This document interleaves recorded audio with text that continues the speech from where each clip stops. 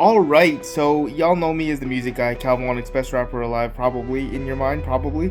But I'm also, as you know, probably, a movie nerd, specifically horror movie nerd guy. And today, I'm gonna give you my top 10. Top 10 horror movies of all time, in my opinion. So if you disagree, you're wrong and you a bitch ass. But don't be offended, alright? It's just me. Starting off at number 10. So, one being my favorite. Starting off at number 10 is gonna be Carrie from 1976. I've always loved this movie since my dad showed it to me when I was younger, and not only because it has just that retro 70s vibe, but Sissy's SpaceX performance is incredible.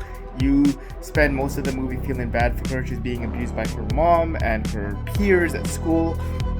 And then in that legendary scene when she's killing everybody in the gym, it's terrifying.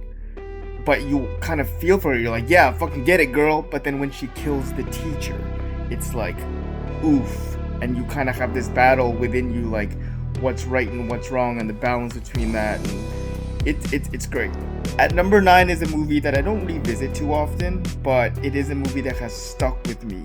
There's parts of this movie that have been burned on my brain since I watched it in 2002, and that is The Ring, the American version. The imagery in this movie and just the feeling of gloom and depression just lurking all over this movie is palpable. You feel it. It really gets to you, seeps under your skin. So when anything horrific happens, it's like, what the fuck? The Anna Morgan, Samora's mom in the mirror brushing her hair, for whatever reason, that has haunted me forever. At number 8, it might surprise some people because of how recent this movie is. It's still in theaters currently, but that is Curry Barker's Obsession. I knew pretty much right when I saw this movie that this is going to be in my top 10 of all time. I just love everything about it. I love that the trailer makes you think that it's about one thing, but when you watch it, you realize it's so much deeper than that. And there's so many layers that are going on. Things are up to interpretation. Indy Neverede's performance is fucking incredible. I'm sorry if I butchered your name. But it's so good. It's not going to be for everybody. As I've learned, taking a few friends to see it. I've seen it 4 times now. But for those that love this kind of movie, it's gonna hit. So please watch Obsession. It's one of the best. It is the best horror movie to come out in the last 10 years. Number 7 is gonna be the original Jeepers Creepers from 2001. The director aside and all the controversy surrounding that, Jeepers Creepers was so original when it came out, and I just love same kind of thing like Obsession. Like, you kind of go in thinking it's a type of movie, but it ends up being so much more than that. I love that it like kind of plays with, in the beginning it's like you're creeped out because you see somebody on the side of the road dumping bodies down a sewer, but you don't really, like, as a kid when I went into it, at least I wasn't aware that this was like a creature flick. And when it became a monster movie, but it also had the creepy classic horror slasher vibes. Oh, I love that. I love the mood of this movie. It still creeps me out to this day. And I love my main man, Justin Long. Number 6 is The Conjuring. Oh man, when The Conjuring came out in 2013, we were fresh off of Insidious, which is a little bit higher up on my list.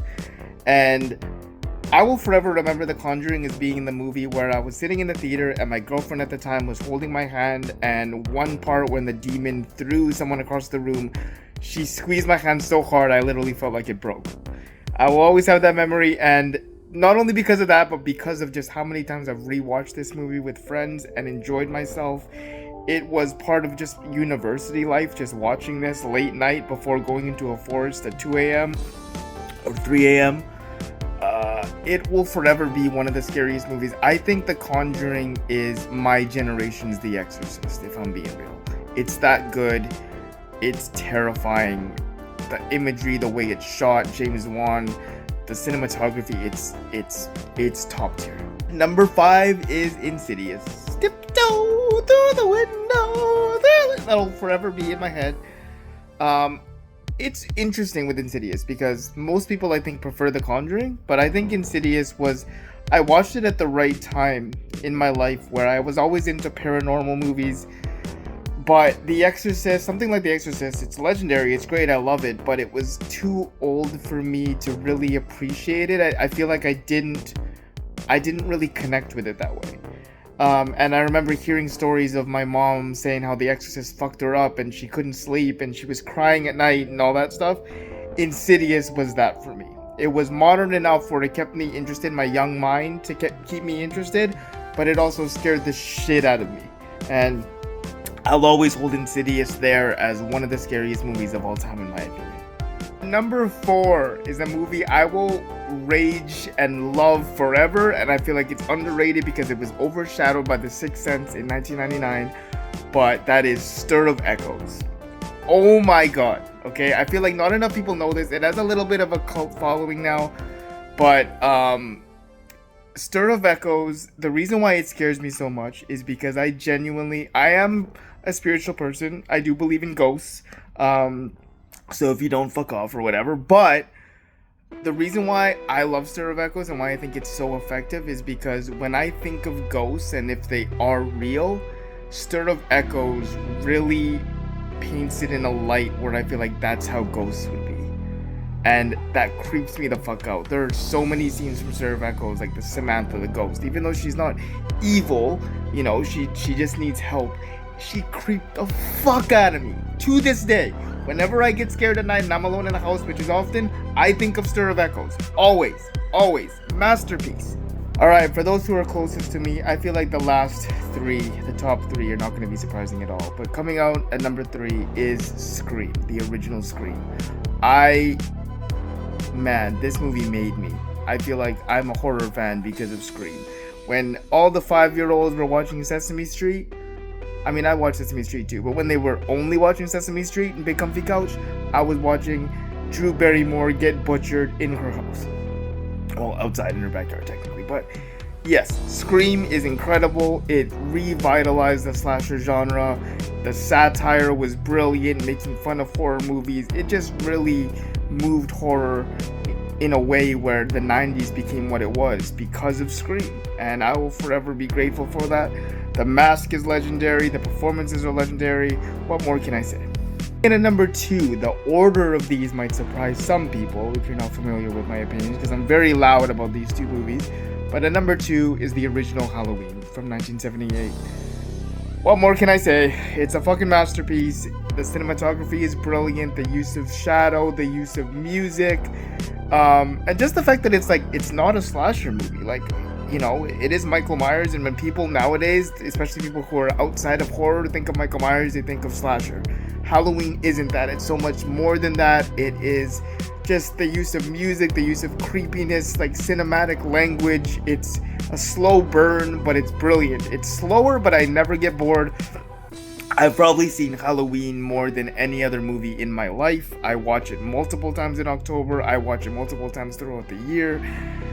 One of the best movies ever made, period. And at number 1, the holy grail for me, maybe controversially, maybe not, is Halloween 2 from 1981, the sequel.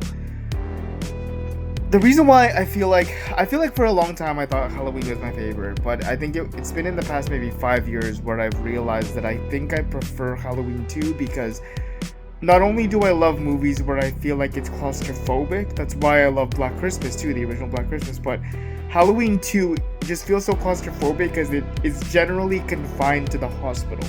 And the idea of being in a hospital with these empty hallways and just scares people around on Halloween night, and then there's someone coming after you, walking up and down those hallways, is a terrifying thought. I love the claustrophobia of it. I love the 70s vibe. I love the synth soundtrack.